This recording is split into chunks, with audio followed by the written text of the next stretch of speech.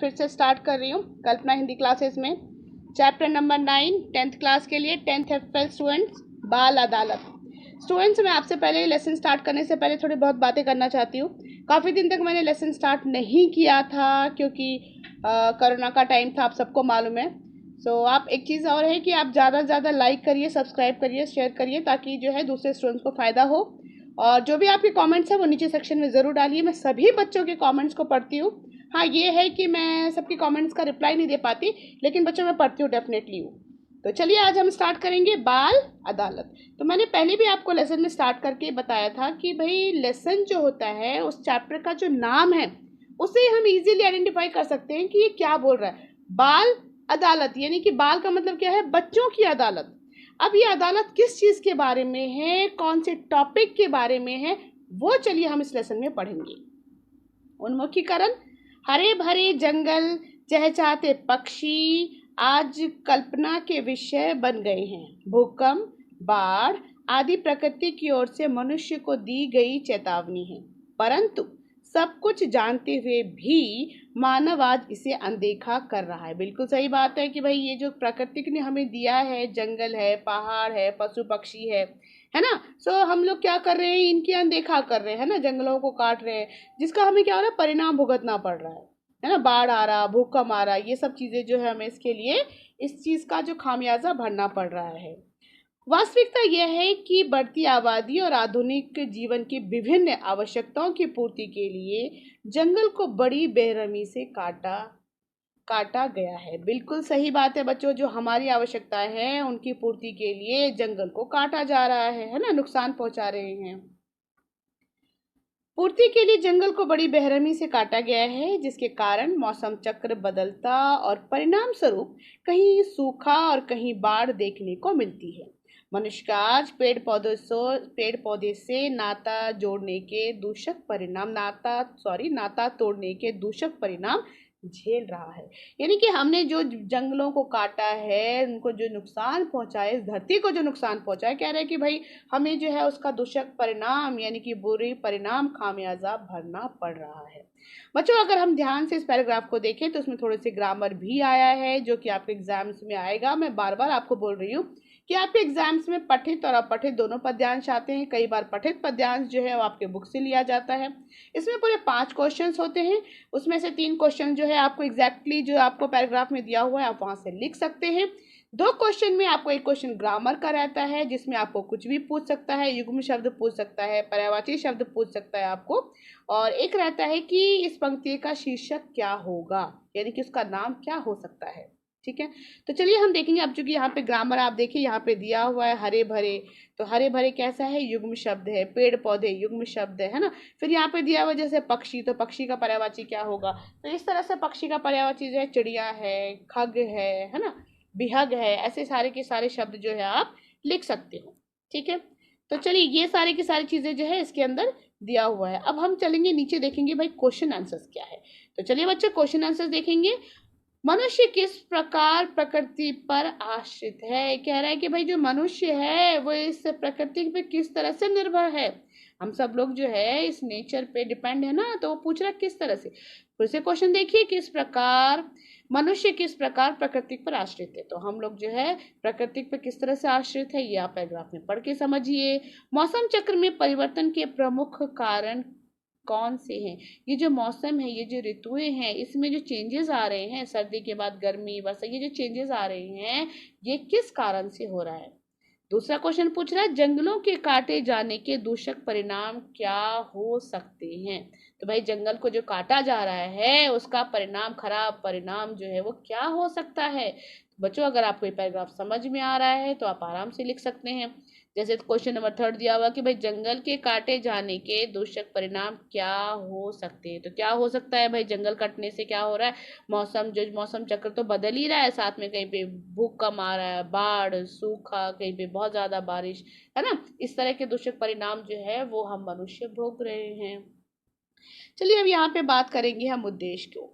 छात्रों को साहित्य में एकांकी विधा से परिचित कराना, एकांकी कला से प्रेरित कराना, संवाद बोलने के कौशल का विकास करना, भाषा व रचना शैली की विविध से अवगत कराना आदि इस पाठ का उद्देश्य। अब ये कह रहे हैं कि भाई इस पाठ का जो मुख्य उद्देश्य क्या है कि एकांकी की विधा से, मतलब एकांकी क्या है।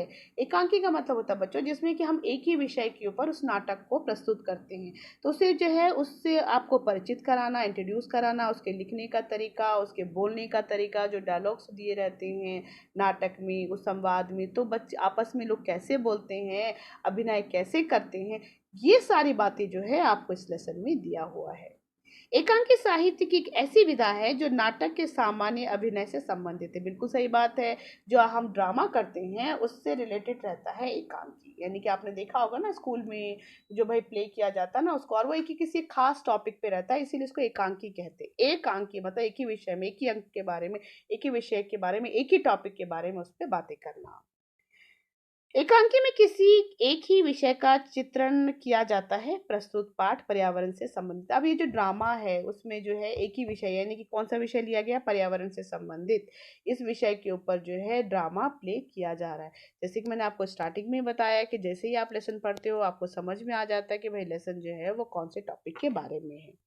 अब हम बात करेंगे विषय प्रवेश। विषय प्रवेश का मतलब होता है कि हम उस सब्जेक्ट के अंदर घुस रहे हैं, यानी कि प्रवेश कर रहे हैं। पर्यावरण को बिगड़ने में आगामी भविष्य में और कई समस्याएं उत्पन्न हो सकती है। पर्यावरण हमारा रक्षा कवच है। भाई हम पर्यावरण को अगर हम बिगाड़ेंगे या उसको नुकसान पहुंचाएंगे तो हमारे लिए बहुत सारे बुरे परिणाम हो सकते हैं। क्यों? क्योंकि ये जो पर्यावरण है ना, ये हमारा क्या है, रक्षा कवच है, ये हमारी रक्षा करता है। इसका संरक्षण करना हमारा कर्तव्य है।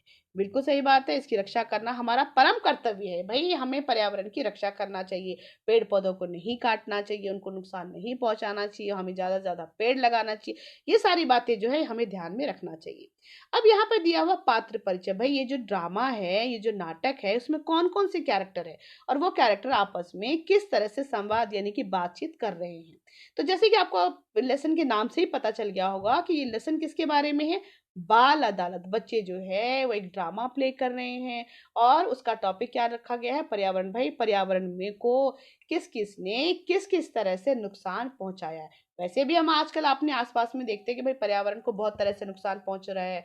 लोग पेड़ काट रहे हैं, फैक्ट्रीज लगा रहे हैं, फैक्ट्री का गंदा पानी जो है वो नदियों में, नालों में डालते हैं, उससे नदी का पानी गंदा हो जाता है। तो कहीं ना कहीं हम पर्यावरण को जो है जल को प्रदूषित करते हैं, वायु को प्रदूषित करते हैं। तो यही सारी बातें जो है आपको इस लेसन में बताया गया है। चलिए लेसन पढ़ेंगे। पात्र परिचय। न्यायाधीश, सरकारी वकील, प्रतिवादी वकील, दरबान, घिसाराम जो कि लकड़ी का व्यापारी है, और करोड़ीमल जो कि फैक्ट्री का मालिक है। अब देखिए इसमें किस तरह से दिया हुआ है और अब मैं सेंटेंस को कैसे पढ़ूंगी, ये बहुत बहुत ज़्यादा इंपॉर्टेंट है। बच्चों कभी भी नॉन डिटेल के क्वेश्चंस को आपको रटने की ज़रूरत नहीं है, बल्कि अगर आप नॉन डिटेल में कहानी को समझ लेते हैं तो मैं 101% बोल सकती हूँ कि आप एग्जाम्स में बहुत अच्छे मार्क्स ला सकते हो। बार बार रटने की जरूरत नहीं, आप स्टोरी को समझ लो। स्टोरी जैसे आपको समझ में आ गई, कहानी समझ में आ गया कि भाई कौन कौन से पात्र है, कौन कौन से कैरेक्टर, कौन कौन से पात्र ने क्या क्या बोला है, ये अगर आपको कॉन्सेप्ट समझ में आ रहा है तो आपके लिए ये लेसन बहुत इजी है। ठीक है, तो चलिए। बच्चे खेल खेल में अभिनय कर रहे हैं। मंच का दरवाजे का दृश्य है। सामने एक बड़ी कुर्सी पर न्यायाधीश विराजमान है। काले कोट पहने दो वकील न्यायाधीश के सामने खड़े हैं। दरवाजे पर एक दरबान है। अब न्यायाधीश तो आपको पता ही है भाई, जज को बोलते हैं। और तो यहाँ पे ये दिया हुआ इन्होंने, न्यायाधीश मेज पर हथौड़ा बजाते हुए ऑर्डर ऑर्डर, आज का पहला मुकदमा प्रस्तुत किया जाए। तो ये जो न्यायाधीश है ये स्टेज के ऊपर ऐसा लगा हुआ है, आपको पता ही होगा कि भाई अदालत कैसा रहता है। तो उसने क्या किया है कि अपना हथौड़ा बजाया उसके ऊपर और क्या वर्ड यूज किया, ऑर्डर ऑर्डर, आज का पहला मुकदमा प्रस्तुत किया जाए। चलिए दूसरा कौन है, सरकारी वकील।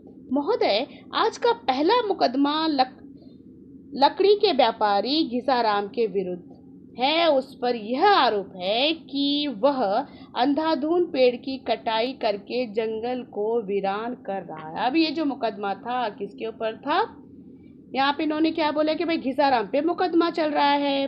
सरकारी वकील ने कहा क्या मुकदमा है कि भाई वो जो है जंगल में पेड़ की कटाई कर रहा है और लकड़ी की वजह से उन्होंने आधे से ज़्यादा जंगल को क्या कर दिया, वीरान कर दिया, मतलब कि लकड़ी काट काट के जंगलों को खाली कर दिया है। अब देखेंगे हम भाई न्यायाधीश क्या कहता है।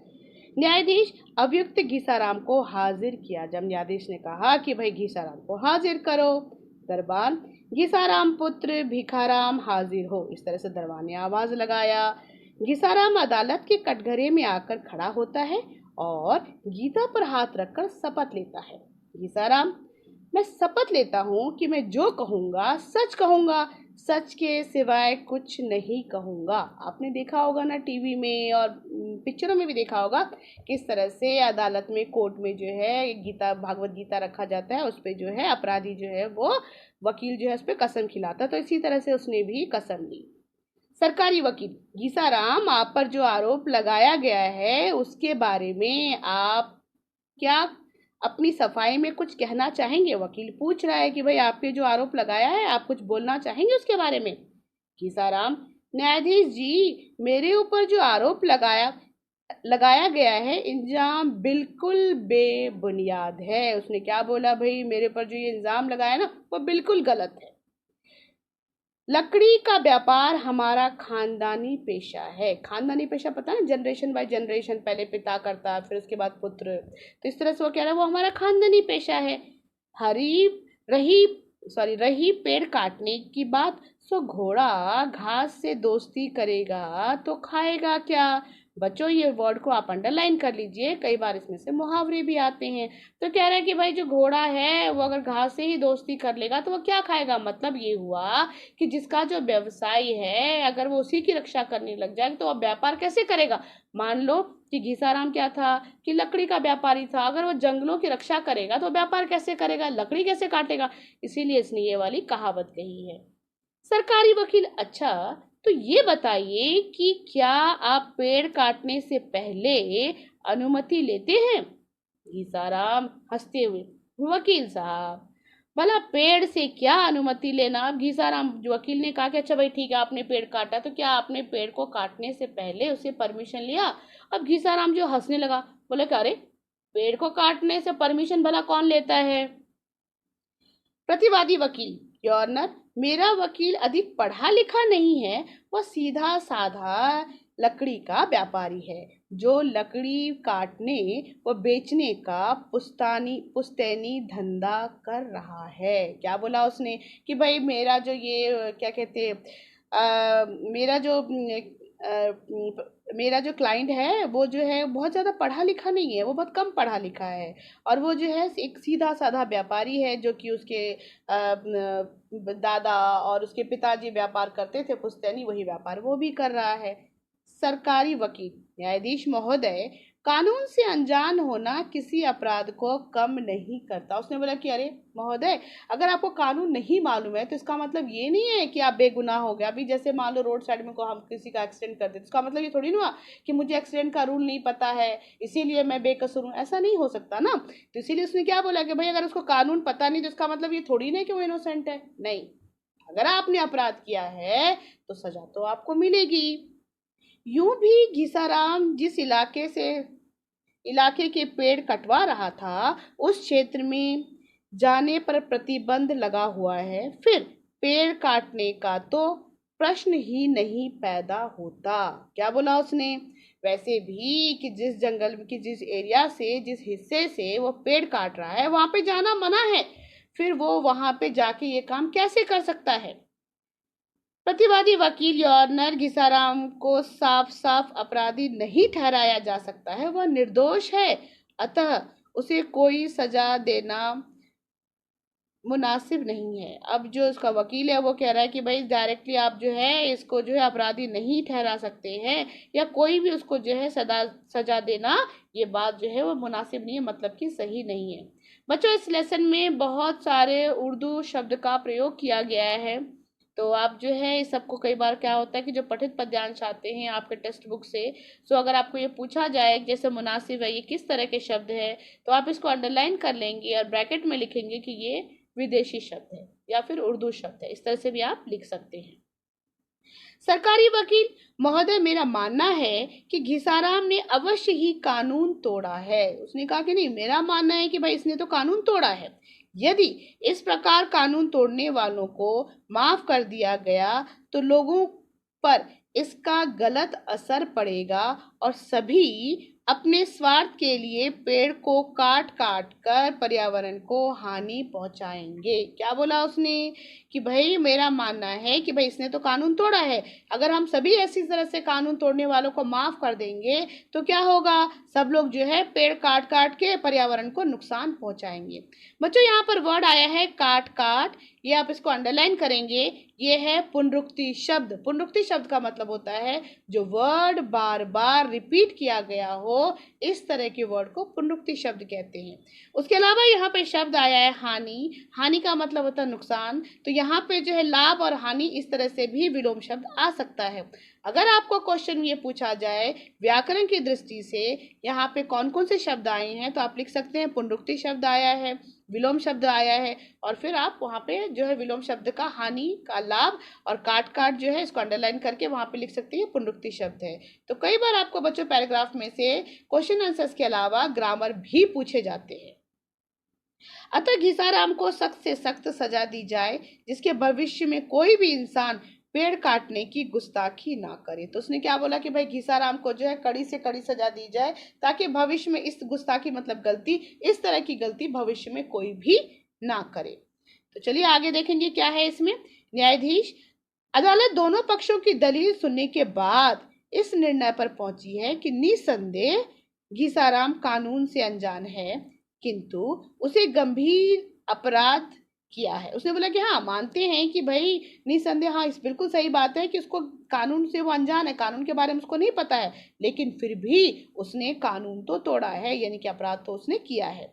इसीलिए अदालत घिसाराम को ये आदेश देती है कि वह भविष्य में किसी भी पेड़ को काटने से पहले, पूर्व का मतलब क्या होता है पहले, किसी भी पेड़ को काटने से पूर्व वन विभाग से अनुमति लेगा। अनुमति मतलब होता है परमिशन, यानी कि आप जब भी वो पेड़ काटेगा उससे पहले जो वन विभाग यानी कि जो फॉरेस्ट डिपार्टमेंट है उससे जो है जाके वो परमिशन लेगा। ठीक है।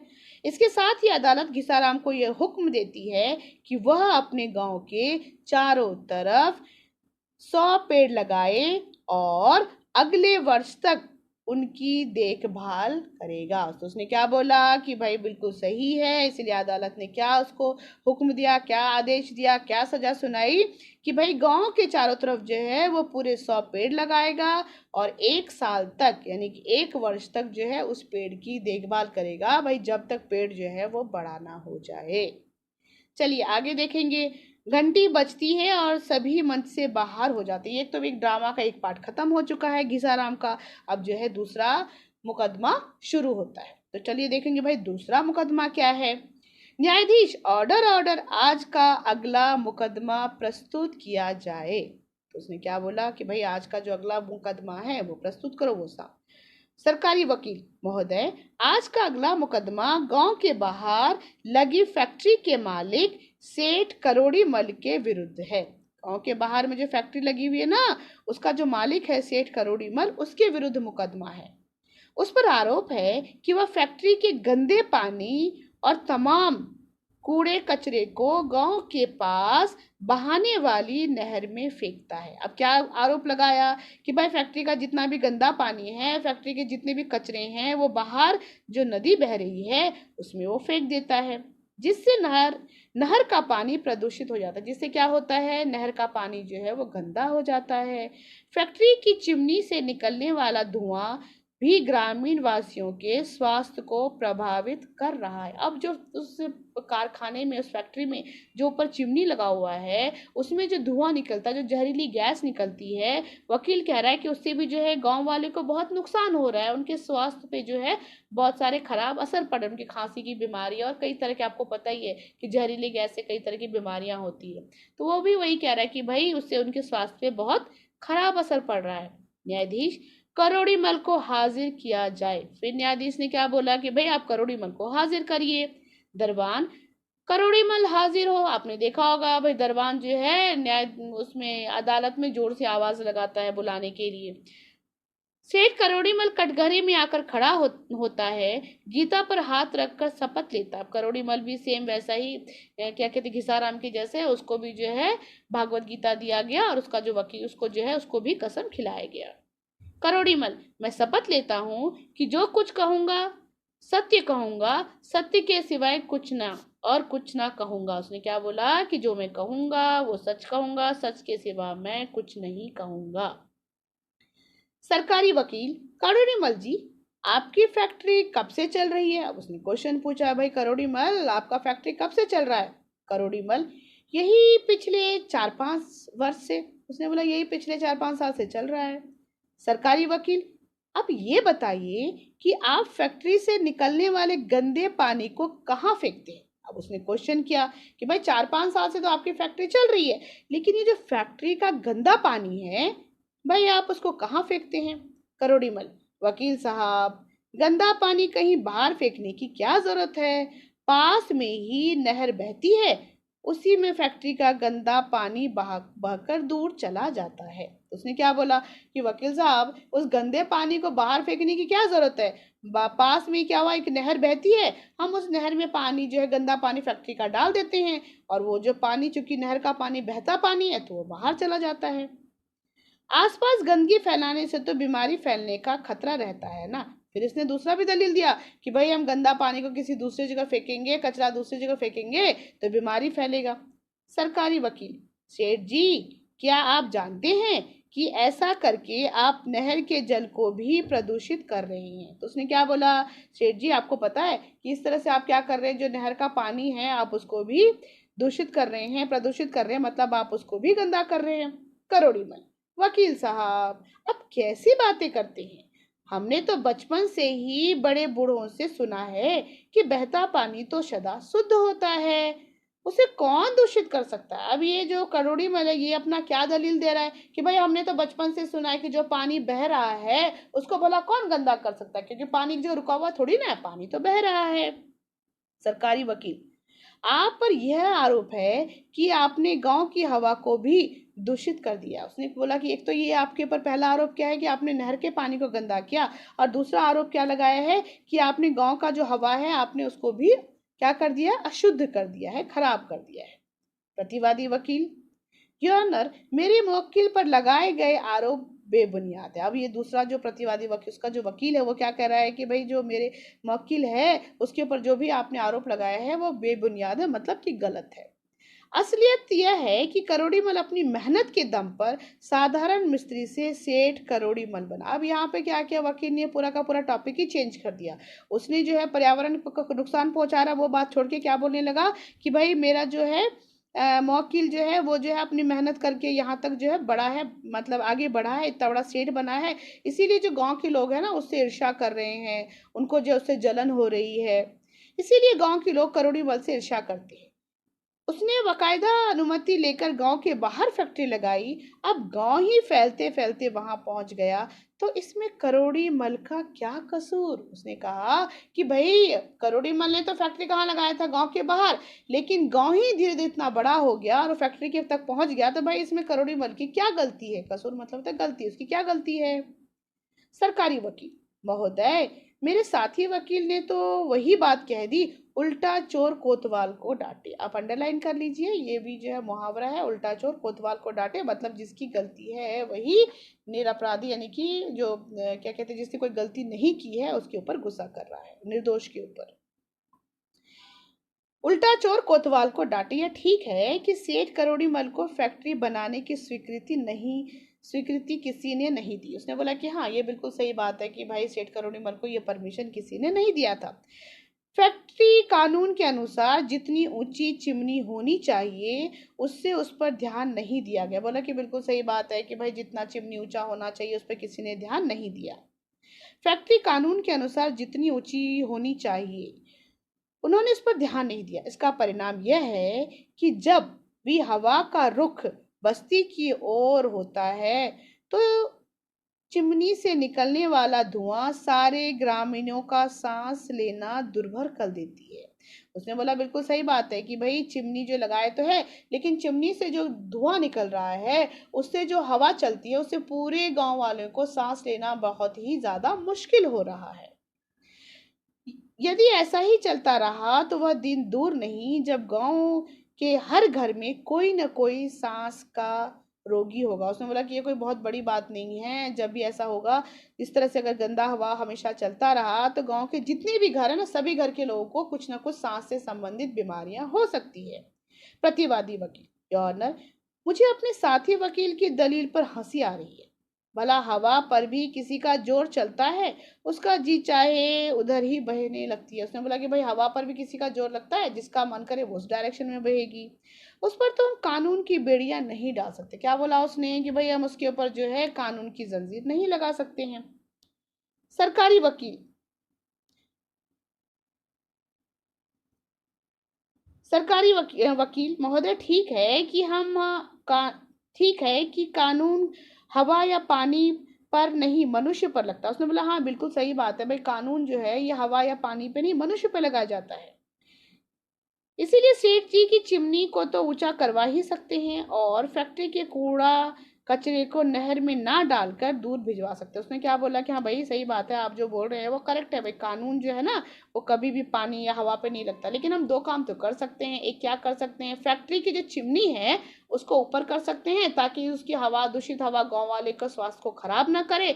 और नहर में जो ना ये गंदा पानी फेंक रहे हैं, गंदा पानी डाल रहे हैं, जो कचरा डाल रहे हैं, हम उसको बंद करा सकते हैं।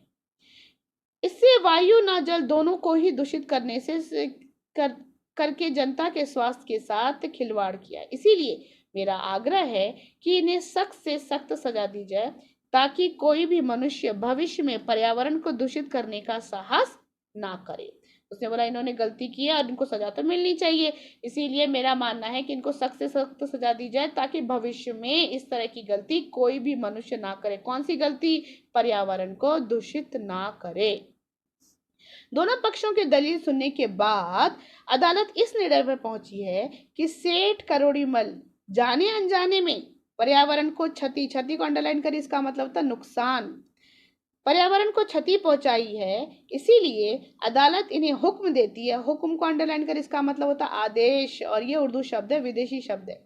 हुक्म देती है कि 1 सप्ताह के भीतर यह फैक्ट्री की चिमनी को ऊंचा कराएं, साथ ही साथ फैक्ट्री के कूड़े कचरे को नहर में आज से ही डालना बंद करके अपने खर्चे पर इसकी सफाई की व्यवस्था करें। क्या बोला उसने कि भाई पहले तो कूड़ा कचरा जो है और गंदा पानी जो है फैक्ट्री का वो नहर में डालना बंद करिए, साथ ही साथ अपने पैसे से क्या करना है, नहर की सफाई भी करानी है। गांव का धनी व्यक्ति होने के नाते सेठ करोड़ीमल को चाहिए कि वह अपने गांव के पर्यावरण को स्वच्छ रखने वाली योजना में अपनी आय का 2% भाग खर्च करके लोगों के सामने उदाहरण प्रस्तुत करें। तो क्या बोला, ये करोड़ीमल जो है बहुत धनी आदमी है, इसको चाहिए कि जो है गांव में जो है गांव को जो है वह साफ सुथरा रखे, पर्यावरण की रक्षा करे और अपनी आय का कुछ हिस्सा जो है ऐसी योजना बनाए, ऐसी प्लानिंग बनाए जिससे कि पर्यावरण को स्वच्छ रखा जा सके और गांव वाले के सामने में जो है इस तरह से उदाहरण बने वो, जिससे सभी पर्यावरण के प्रति अपने दायित्व का मतलब क्या होता है, जिम्मेदारी, रिस्पॉन्सिबिलिटी बोलते हैं इसको, तो ये भी अंडरलाइन करिए, अपने दायित्व को लेकर सजग रहे, यानी कि अपनी जिम्मेदारी को लेकर वो सजग रहे। अब अदालत बर्खास्त होती है, मतलब अब अदालत खत्म होती है, घंटी बजती है और सब खड़े हो जाते हैं। आपको पता है जब जज बाहर जाता है ना तो जैसे घंटी बजती है सब लोग जो है वो खड़े हो जाते हैं। तो अब यहाँ पे जो है क्वेश्चंस दिया हुआ है, तो ये वाले क्वेश्चंस, कौन से क्वेश्चंस जो एग्जाम्स में आते हैं वो आपको बहुत अच्छी तरीके से मालूम है, वो है अव्यक्ति सृजनात्मक, ये क्वेश्चंस एग्जाम में पूछे जाते हैं। तो यहाँ पे दिया हुआ है इन प्रश्नों के उत्तर 5-6 पंक्तियों में लिखिए। ये जो क्वेश्चन है उसके आंसर आपको 4-5 लाइन्स में लिखना है। प्रदूषण रोकने के उपाय आपको बताना है कि इस लेसन को अगर आपने समझा है तो आपको बताना पड़ेगा कि प्रदूषण रोकने के लिए हम क्या क्या कर सकते हैं, कौन कौन सी उपाय दे सकते हैं। दूसरा क्वेश्चन है जल स्रोत के संरक्षण का महत्व। यानी कि जल स्रोत जहाँ से पानी आ सकता है उसका हम कैसे बचा सकते हैं। तो पहला क्वेश्चन जो है बच्चों ये कह रहा है कि प्रदूषण, भाई प्रदूषण को रोकने के लिए क्या करना चाहिए हमको, कि फैक्ट्री की चिमनियों को ऊपर लगाना चाहिए, तो इससे वायु प्रदूषण रुकेगा, धुओं को कम करना चाहिए। जल प्रदूषण रोकने के लिए हम क्या कर सकते हैं कि भाई फैक्ट्री का गंदा पानी उसके अंदर ना डाले, है ना, नहरों में ना डाले, क्योंकि उससे पानी जल में प्रदूषण हो सकता है। तो इस तरह से आप क्वेश्चन का आंसर दे सकते हैं। उसके बाद आपको दूसरा क्वेश्चन पूछा है कि जल स्रोत के संरक्षण का महत्व। भाई जल का जो स्रोत है, तो जल का स्रोत क्या है, नदी है, तालाब है, बारिश का पानी है, उसका संरक्षण, हम उसकी रक्षा कैसे कर सकते हैं। तो भाई बारिश का पानी को कोई अच्छी तरीके से इकट्ठा किया जाए किसी नदी नाले में। और दूसरा क्या है कि पानी, जो बारिश का पानी इकट्ठा करने के बाद हम उसको गर्मियों में इस्तेमाल कर सकते हैं। साथ ही साथ हम जो है नदी और नाले के अंदर जो कोई फैक्ट्री का पानी या कोई कचरा ना डाले, ताकि हम उसका भी रख रखाव और बचाव कर सके। उसके बाद नीचे दिया हुआ है निम्नलिखित प्रश्नों के उत्तर दीजिए। क्या है, बाल अदालत एकांकी के मुख्यांश अपने शब्दों में लिखिए। मतलब इसका मुख्य अंश जो है, जो आपको बहुत अच्छा लगा, उसको आपको अपने शब्दों में लिखना है। भाई जैसे घिसाराम का कैरेक्टर बहुत अच्छा था, तो क्या था, क्या गलती की थी उसने, क्या सजा मिला उसको, ठीक है, या करोड़ी मल ने क्या गलती की थी, उसको क्या अदालत ने सजा दी। तो इस तरह से जो उसका मेन टॉपिक है आप उसमें डाल सकते हैं। पेड़ की अंधाधुंध कटाई के कारण क्या हो सकता है, अपने शब्दों में लिखिए। भाई अगर हम लगातार पेड़ को काटने लगे तो क्या हो सकता है, पेड़ को अगर आप लगातार काटेंगे तो बारिश होना बंद हो जाएगा, सूखा पड़ेगा, कहीं पे अगर बारिश हुआ तो बाढ़ आ जाएगी। वो आपको स्टार्टिंग के ही चैप्टर में जो है स्टार्टिंग में ही दिया हुआ है कि भाई अगर हम अंधाधुंध पेड़ की कटाई करते हैं तो उससे जो है हमें क्या क्या नुकसान हो सकता है। इसके अलावा जहाँ पे विषय प्रवेश है आप एक बार उसको भी पढ़िए, जो मैंने उसको भी एक बार सुनिए आप, तो आपको समझ में आएगा। इस क्वेश्चन के आंसर हम वहां से भी लिख सकते हैं। विश्व पर्यावरण दिवस के अवसर पर एक भाषण लिखकर तैयार करना है। और दूसरा क्वेश्चन है कि राष्ट्रीय उद्यान के महत्व क्या है वो बताना है। अब नीचे हम बात करेंगे भाषा की बात, जिसमें कि कुछ ग्रामर दिया हुआ है। तो यहाँ पे वर्ड दिया हुआ शपथ, जिसका क्या मतलब होता है प्रतिज्ञा, कसम लेना। उसके अलावा जैसे दिया हुआ सजा, तो ये भी आपको जो है सजा का पता ही होगा, मतलब जब कोई गलती करता है तो उसको किस तरह से सजा दी जाती है। उसके अलावा एक वर्ड है घोड़ा, तो आपको पता ही है, अश्व होता है, रोही होता है। ये सारे शब्द जो है उसके अंदर दिया रहता है। तो चलिए बच्चों, मैं उम्मीद करूंगी कि आपको जो है ये सारा का सारा लेसन जो है अच्छी तरीके से समझ में आ गया होगा। अगर समझ में नहीं कुछ भी आया है तो आप कमेंट सेक्शन में कमेंट ज़रूर लिखिए। साथ ही साथ आप क्या करेंगे कि ज़्यादा से ज़्यादा सब्सक्राइब करिए, अपने फ्रेंड्स को बताइए। और जितना भी आप सब्सक्राइब करते हैं मुझे उतना अच्छा लगता है। मुझे ये लगता है कि चलो बच्चे सुन रहे हैं। और बच्चों, मैं उम्मीद करूंगी कि शायद आपको ये लेसन अच्छे से समझ में आया होगा। नहीं समझ में आ रहा है कुछ तो कमेंट सेक्शन में ज़रूर लिखिए बच्चों। मैं रिप्लाई नहीं कर पाती हूँ, मगर मैं कमेंट हर एक बच्चों का पढ़ती हूँ। एक वीडियो मैं ऐसे बनाऊंगी जिसमें कि मैं आप सभी के कमेंट्स पढ़ के आपको बताऊंगी। ठीक है, ओके, बाय।